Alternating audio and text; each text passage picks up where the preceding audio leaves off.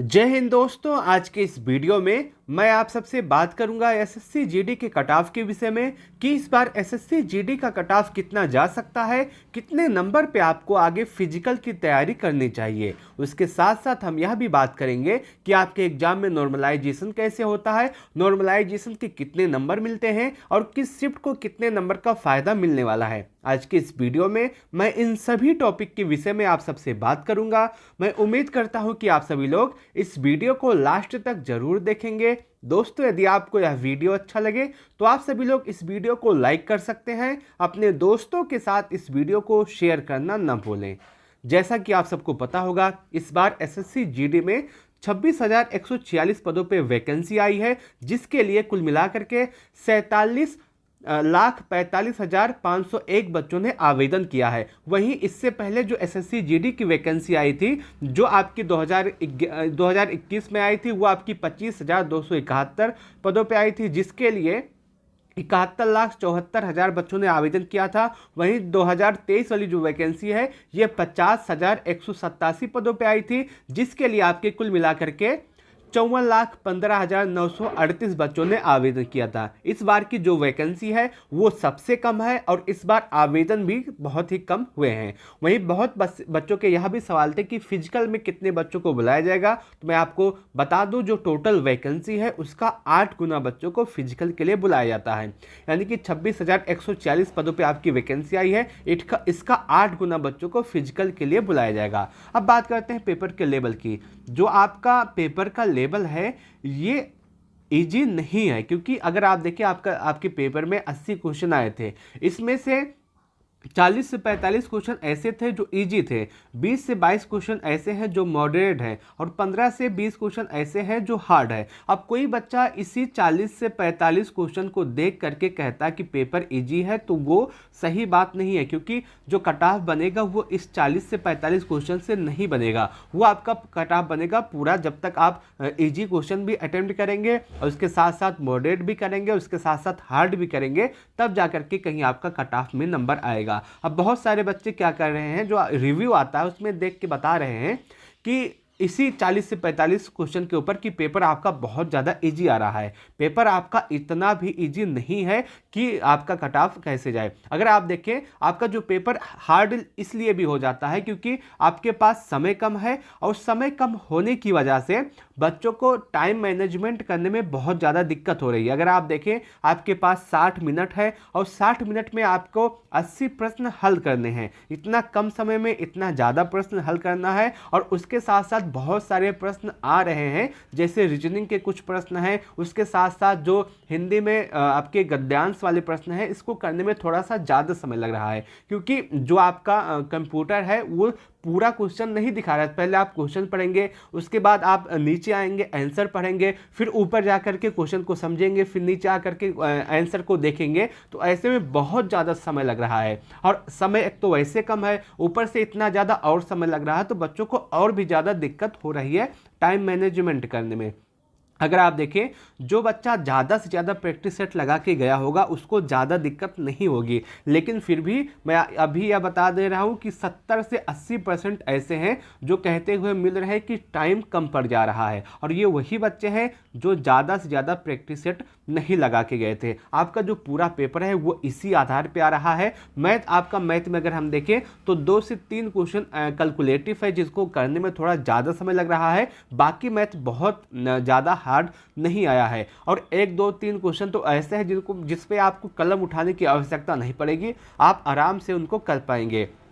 वही हाल आपका रीजनिंग में भी है। रीजनिंग में भी ऐसे ही क्वेश्चन आ रहे हैं, लेकिन जीके जीएस हमेशा की तरह इस बार भी थोड़ा सा कठिन, थोड़ा सा हार्ड आ रहा है। बाकी हिंदी आपकी इजी है, हिंदी में आराम से बच्चा 18 या 19 या 17 स्कोर कर लेगा, और जो 2-3 क्वेश्चन गलत होंगे वो बच्चों की गलती की वजह से गलत होंगे, बाकी हिंदी में गलत होने की कोई चांस नहीं है। और सबसे ज़्यादा पेपर इसलिए आपका हार्ड हो जाता है क्योंकि इसमें समय की बहुत ज़्यादा कमी है, और जब समय की कमी होती है, कितना भी आसान पेपर हो, हार्ड ही आता है। अब बात करें कट ऑफ के विषय में, दोस्तों मैंने ये वो कट ऑफ लिखा है जो 2023 का आपका कट ऑफ गया था, और ये फाइनल कट ऑफ है। अगर आप इसको एनालिसिस करेंगे, और इस कट ऑफ को एनालिसिस करना जरूरी भी है, अगर आप देखें इस कट ऑफ को एनालिसिस करें तो आपको बहुत ज़्यादा चीज़ें समझ में आ जाएंगी। आपका ये एसएससी जीडी 2023 मेल कैंडिडेट का फाइनल कट ऑफ है। यूपी में अगर हम बात करें तो यूपी का जो कट ऑफ गया था जनरल का वो 134.9 नंबर गया था। वहीं ईडब्ल्यूएस का कट ऑफ 133.3, ओबीसी का कट ऑफ 133.4, एससी का कट ऑफ 123, एसटी का कट ऑफ 113.7। ये आपका फाइनल कट ऑफ गया था। और मैं आपको बता दूं इसमें जो यह कट ऑफ गया है और जो फिजिकल का कट ऑफ लगता है वो नॉर्मलाइजेशन होने के बाद में लगता है। ये फाइनल कट ऑफ है तो फिजिकल कट ऑफ इससे कम ही रहा होगा, और जो आपका एक्चुअल मार्क है, जो आपका रॉ मार्क है, वो और भी कम रहा होगा।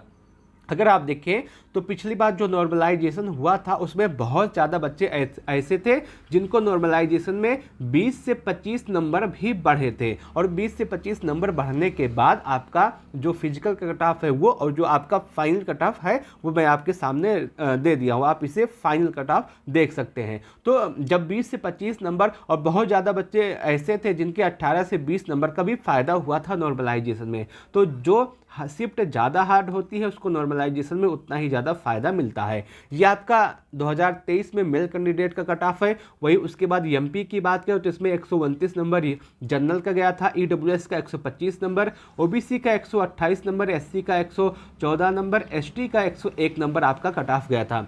वहीं बिहार वाले बच्चों की बात करें तो इसमें जनरल का 126 नंबर, ईडब्ल्यूएस का 122, ओबीसी का 123, एससी का 104, एसटी का 119। वहीं राजस्थान में अगर बात करें कट ऑफ की तो राजस्थान का कट ऑफ 132 गया था। जनरल का ईडब्ल्यूएस का 125, ओबीसी का 131, एससी का 116, एसटी का 118।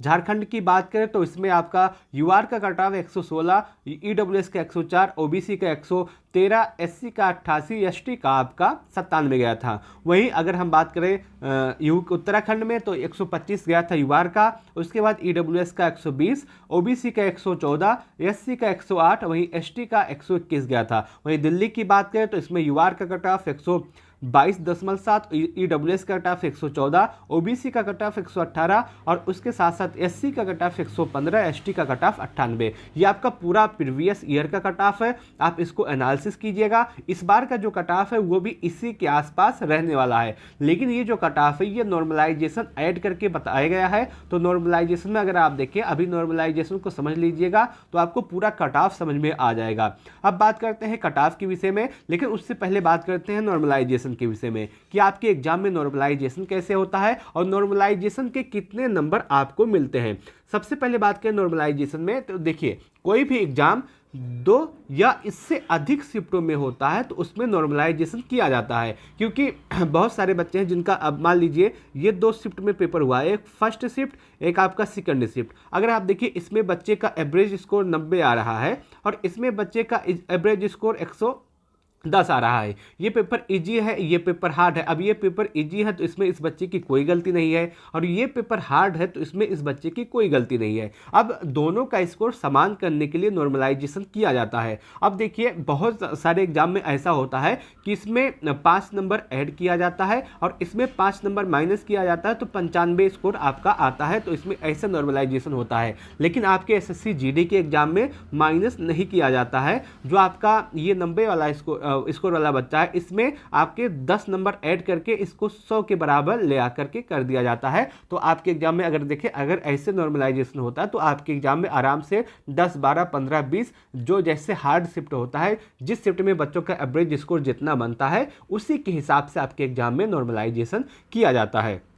और आपके एग्जाम में इसी तरह के नॉर्मलाइजेशन आगे भी होने वाला है, और आपके एग्जाम में नॉर्मलाइजेशन में नंबर कम नहीं होंगे, जितना भी बढ़ेगा वो नंबर बढ़ेगा, कम नहीं होगा। तो आप यह मान के चल सकते हैं कि इस बार का जो एग्ज़ाम हुआ है आपका, उसमें नॉर्मलाइजेशन जो होगा वो आराम से 20 से 25 नंबर का नॉर्मलाइजेशन में फ़ायदा मिलेगा। अभी मैंने आपको जो कट ऑफ दिखाया वो नॉर्मलाइजेशन के बाद का कट ऑफ है, वो अभी फाइनल कट ऑफ है, और जो आपका फिजिकल का कट ऑफ है वो इससे भी कम गया है, और जो आपका रॉ मार्क है वो उससे भी कम गया है। तो आप सभी लोग निश्चिंत हो जाए, आपका जो फिजिकल का कट ऑफ है वो बहुत ज़्यादा नहीं जाएगा, और आराम से आपको, अगर आपका शिफ्ट हार्ड है, आपका शिफ्ट कठिन है, तो आपको आराम से 20 से 25 नंबर का नॉर्मलाइजेशन में फ़ायदा मिलने वाला है। अगर बात करें कट ऑफ के विषय में कि आपका स्कोर कितना हो, तो आपको आगे फिजिकल की तैयारी करनी चाहिए बिना विलंब किए। अगर कट ऑफ की बात करें तो सबसे पहले उन राज्य की बात करते हैं जहां पे कट ऑफ आपका सबसे ज़्यादा हाई जाता है। हाई कट ऑफ वाले स्टेट की बात करते हैं जिसमें आपका यूपी, बिहार, हरियाणा, उत्तराखंड, दिल्ली, मध्य प्रदेश जैसे राज्य आते हैं। यदि आप इन राज्यों से हैं और आपका स्कोर यूआर में 110 से 115 के आसपास है तो आपको 100% अपने फिजिकल की तैयारी करनी चाहिए। अभी इसमें नॉर्मलाइजेशन ऐड होगा तो आपका यही स्कोर आराम से 125 130 के आसपास पहुंच जाएगा नॉर्मलाइजेशन ऐड करने के बाद। तो यदि आपका स्कोर इतने के आसपास है तो आपको बिना किसी संशय के, बिना किसी देरी के अपने फिजिकल की तैयारी अवश्य शुरू कर देनी चाहिए। वहीं यदि आप ओबीसी हैं और आपका स्कोर 105 से लेकर के 110 के आसपास है तो आपको फिजिकल की तैयारी करनी चाहिए। यदि आप ईडब्ल्यूएस हैं और आपका स्कोर 105 से 110 के आसपास है तो आपको फिजिकल की तैयारी करनी चाहिए। यदि आप एससी हैं और आपका स्कोर 100 से लेकर के 105 के आसपास है तो आप फिजिकल की तैयारी करें। वहीं यदि आप एसटी हैं और आपका स्कोर 95 से लेकर के 100 के आसपास है तो आप अपने फिजिकल की तैयारी करें। वहीं फीमेल कैंडिडेट के कट ऑफ की बात करें तो यदि आप यूआर हैं और आपका स्कोर 105 से 110 के आसपास है तो आप अपने फिजिकल की तैयारी करें। यदि आप ओबीसी हैं और आपका स्कोर 100 से 105 के आसपास है तो आप अपने फिजिकल की तैयारी करें। वहीं यदि आप ईडब्ल्यूएस है, आपका भी स्कोर 100 से 105 के आसपास है तो आप अपने फिजिकल की तैयारी करें। यदि आप एससी हैं और आपका स्कोर 95 से लेकर के 100 के आसपास है तो आप अपने फिजिकल की तैयारी करें। यदि आप एसटी हैं और आपका स्कोर 90 से लेकर के 95 के आसपास है तो आप अपने फिजिकल की तैयारी करें। आपका जो कट ऑफ, आपका जो रो मार्क है, यदि आपका इतना बन रहा है तो मैं 100% गारंटी लेता हूँ कि आपको फिजिकल के लिए अवश्य बुलाया जाएगा, क्योंकि अभी आपके एग्जाम में नॉर्मलाइजेशन होगा और नॉर्मलाइजेशन में किसी को कुछ नहीं पता है कि किसको 10 नंबर का फायदा मिले, किसको 20 नंबर का मिले, किसको 25 नंबर का मिले। इसलिए मैं आपसे कहना चाहता हूं यदि आपका इतना स्कोर है तो आपको बिना कुछ सोचे, बिना किसी संशय के अपने फिजिकल की तैयारी करनी चाहिए। वहीं अदर राज्य की बात करते हैं जिसमें आपका महाराष्ट्र हुआ, हिमाचल प्रदेश हुआ, झारखंड हुआ, पंजाब हुआ। इन राज्यों से यदि आप हैं और आपका स्कोर मेल कैंडिडेट में यूआर में 105 के आसपास है तो अपने फिजिकल की तैयारी करें। ओबीसी में 100 के आसपास है तो आप अपने फिजिकल की तैयारी करें और उसके साथ साथ ईडब्ल्यूएस में 100 के आसपास है तो आप अपने फिजिकल की तैयारी करें। एससी में 95 के आसपास है तो आप अपने फिजिकल की तैयारी करें। एसटी में आपके 90 के आसपास है तो आप अपने फिजिकल की तैयारी करें। वहीं अन्य राज्यों की बात करें तो यदि आप यूआर हैं और आपका स्कोर 100 के आसपास है तो आपको अपने फिजिकल की तैयारी अवश्य करनी चाहिए। यदि आप ओबीसी हैं और आपका स्कोर 95 के आसपास है तो आप तैयारी करें। यदि आप ईडब्ल्यूएस हैं और आपका स्कोर 95 के आसपास है तो आप तैयारी करें। यदि आप एससी हैं तो आप अपने फिजिकल की तैयारी अवश्य करें यदि आपका स्कोर 90 के आसपास है। और वहीं यदि आप एसटी हैं और आपका स्कोर 85 के आसपास है तो आप अपने फिजिकल की तैयारी अवश्य करें। आपका जो कट ऑफ है वो इसी के आसपास रहने वाला है। यदि आपका इतना स्कोर बन रहा है तो आप बिना किसी संशय के, बिना किसी संदेह के अपने फिजिकल की तैयारी अवश्य करें। मैं उम्मीद करता हूं कि आपको यह वीडियो अच्छा लगा होगा, यह जानकारी अच्छी लगी होगी। यदि आपको यह वीडियो अच्छा लगा हो तो आप सभी लोग इस वीडियो को लाइक अवश्य कीजिएगा। अपने दोस्तों के साथ इस वीडियो को शेयर करना न भूलें। इस वीडियो को लास्ट तक देखने के लिए आप सबका बहुत बहुत धन्यवाद।